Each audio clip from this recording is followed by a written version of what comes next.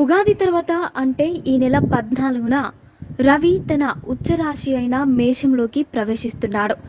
రవి ఇక్కడ వచ్చే నెల 15 వరకు ఉంటాడు. రవికి మిత్రగ్రహాలైన గురువు, కుజుడు, చంద్రుడు ఈ నెల రోజుల కాలంలో బాగా యాక్టివ్ అవుతారు. ఫలితంగా ఈ గ్రహాలకు చెందిన మేషం, కర్కాటకం, సింహం, వృశ్చికం, ధనస్సు, మీనరాశులకు జీవితం యోగదాయకంగా సాగిపోతుంది. అధికారాన్ని అనుభవించడంతో పాటు ఆర్థికంగా కూడా వీరు దూసుకుపోతారు.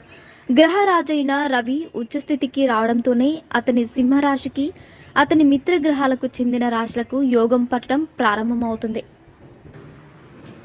మేషం ఈ నెల 14 నుంచి ఈ రాశిలో రవి ఉచ్చపడుతున్నందువల్ల ఇదే రాశిలో ఉన్న గురువుతో కలవడం వల్ల ఈ రాశి వారికి తప్పకుండా అధికార యోగం, ఆర్థిక యోగం పడతాయి.